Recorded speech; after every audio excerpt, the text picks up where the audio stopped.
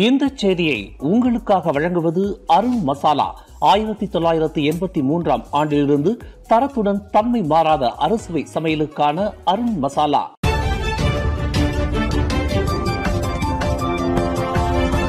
வணக்கம். திசைகளின் ஒரு மணி செய்திகள். வாய் கை கால் கட்டப்பட்ட நிலையில் இந்திய மாணவி பகடிவதை. சுங்கைப்பட்டாணி இடைநிலைப் பள்ளியில் சம்பவம். 2 மாணவிகள் கைது. கடா சுங்கைப்பட்டாணியில் உள்ள ஓர் இடைநிலைப் பள்ளியில் படிவம் 1 பயின்று வரும் ஓர் இந்திய மாணவியை பள்ளியின் கழிப்பறையில் வாய் கை கால் கட்டப்பட்டு பகடிவதை செய்யப்பட்ட சம்பவம் அவ்வட்டாரத்தில் பெரும் பரபரப்பை ஏற்படுத்தியுள்ளது. 13 வயது இந்திய மாணவிக்கு நேர்ந்த கதி தொடர்பில் அவருடன் படிவம் 1 பயிலும் 2 இந்திய மாணவிகள் விசாரணைக்கு உதவும் வகையில் கைது செய்யப்பட்டுள்ளனர் என்று கொலமுடா மாவட்ட போலீஸ் தலைவர் ACP ஹன்யான் ரம்லான் தெரிவித்தார். கடந்த ஜூலை 14ஆம் தேதி மாலை 6:30 மணியளவில் பள்ளி முடிந்து அந்த பெண்ணை அழைத்து செல்வதற்கு அவரின் தாயார் இடைநிலைப் பள்ளியின் வெளி வளாகத்தில் காத்திருந்துள்ளார். பள்ளி முடிந்து வெகுநேரமாகியும் தனது மகள் பள்ளி வளாகத்தை விட்டு வெளியேறாததைக் கண்டு சந்தேகித்த அந்த மாது அந்த இடைநிலைப் பள்ளி பாதுகாவலரின் அனுமதியுடன் பள்ளி வளாகத்திற்குள் சென்று தனது மகளை தேடியிருக்கிறார். பள்ளி ஆசிரியரும் அவருக்கு உதவி செய்துள்ளார். பள்ளியில் எல்லா வகுப்பறைகளிலும் தேடிய பின்னர் கடைசியில் பள்ளியின் பெண்கள் கழிப்பறைக்குள் சென்று பார்த்தனர். அப்போது சம்பந்தப்பட்ட மாணவி வாய் கை மற்றும் கால்கள் துணியால் கட்டப்பட்டு சோர்வுடன் கழிப்பறை தரையில் கிடந்ததைக் கண்டு மாணவியின் தாயாரும் உடன் இருந்த ஆசிரியரும் அதிர்ச்சிக்குள்ளாகியதாக ACP ஹன்யான் ரம்லான் தெரிவித்தார். அந்த மாணவி கிட்டத்தட்ட 45 நிமிடம் பள்ளி கழிப்பறையிலேயே இருளில் கிடந்துள்ளார். பின்னர் அவர் உடனடியாக சுங்கைப்பட்டாணி சுல்தான் அப்துல் ஹலீம் மருத்துவமனைக்கு கொண்டு செல்லப்பட்டார் என்று ACP ஹன்யான் ரம்லான் குறிப்பிட்டார். அந்த மாணவி இன்னமும் அதிர்ச்சியிலிருந்து மீள முடியாமல் மருத்துவமனையில் கவலைக்கிடமாக இருப்பதாக தெரிவிக்கப்பட்டுள்ளது. இச்சம்பவம் தொடர்பில் அப்பள்ளியில் படிவம் 1 பயிலும் 13 வயதுடைய 2 இந்திய மாணவிகள் விசாரணைக்காக கைது செய்யப்பட்டுள்ளனர். குற்றவியல் சட்டம் 323 மற்றும் 342 ஆகிய பிரிவுகளின் கீழ் இச்சம்பவம் விசாரணை செய்யப்பட்டு வருவதாக ACP ஹன்யான் ரம்லான் தெரிவித்தார். தரவு மைய கட்டுமானம் திட்டம் தொடர்பான டெண்டரில் ஊழல் நடந்ததாக கூறப்படும் சம்பவத்தில் மலேசிய ஊழல் தடுப்பு ஆணையமான SPRM நடத்திய சோதனையின் போது கைது செய்யப்பட்ட சந்தேக நபர்களில் ஒருவர் ஆதாரங்களை அளிக்க கிட்டத்தட்ட 1 மில்லியன் ரிங்கிட் ரொக்க பணத்தை தீயிட்டு கொளுத்த முயற்சி செய்ததாக கூறப்படுகிறது. கடந்த வியாழக்கிழமை சந்தேக நபரின் வீட்டில் SPRM நடத்திய சோதனையை தொடர்ந்து ஒரு முன்னணி கட்டுமான நிறுவனத்தின் திட்ட மேலாளர் அதிர்ச்சி அடைந்ததுடன் பீதியில் மூழ்கினார். அந்த அதிர்ச்சியில் தன் வீட்டில் இருந்த கிட்டத்தட்ட 1 மில்லியன் ரொக்க பணத்தை தீயிட்டு கொளுத்த முயற்சி செய்ததாக SPRM வட்டாரங்கள் தெரிவித்தன.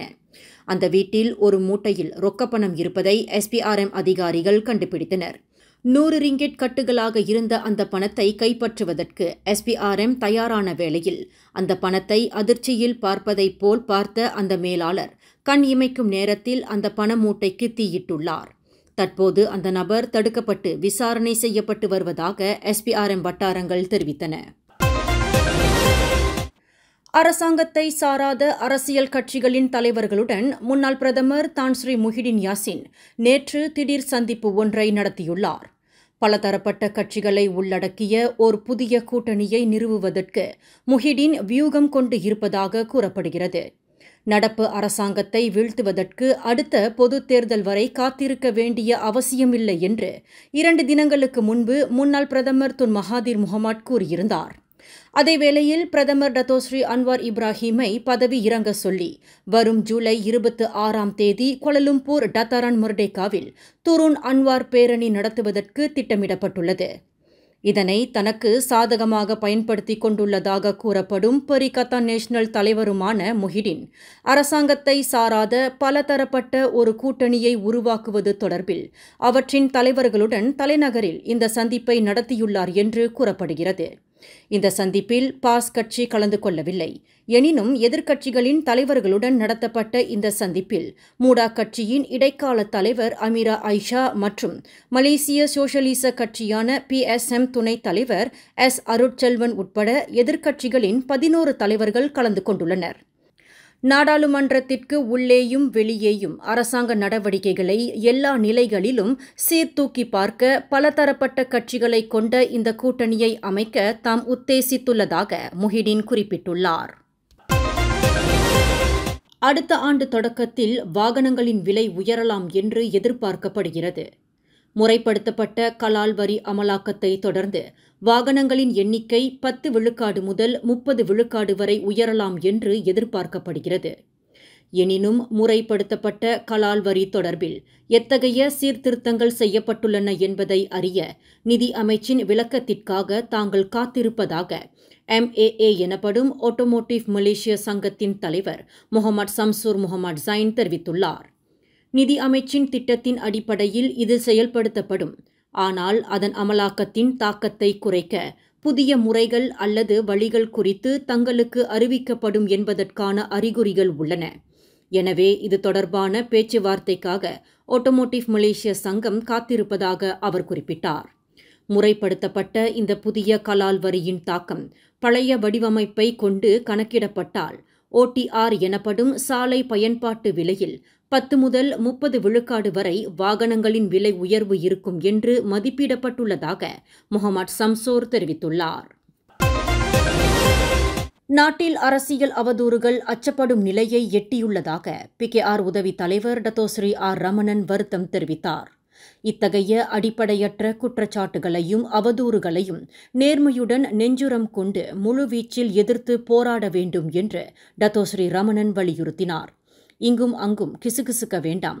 அதிகாரத்தில் அமர ஆசை இருந்தால் மார்த்தட்டி கொண்டு முன்வர வேண்டுமே தவிர நாட்டையோ அல்லது தனிநபர்களையோ கலங்கப்படுத்தும் கதைகளை உருவாக்காதீர்கள் என்று கட்சி உறுப்பினர்களை ரமணன் கேட்டுக்கொண்டார்.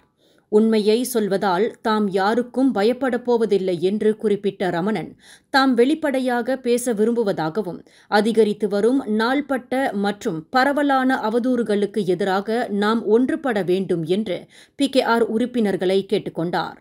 நேற்று ஷா அலாமில் ஸ்லாங்கூர்க்கு அடேலான் கட்சி தலைவர்களுடனான சந்திப்பு மற்றும் கருத்தரங்கு நிகழ்வில் கலந்து கொண்ட பின்னர் செய்தியாளர்களிடம் பேசுகையில் தொழில் முனைவோர் மற்றும் கூட்டுறவு மேம்பாட்டு துணை அமைச்சருமான ரமணன் இதனை தெரிவித்தார்.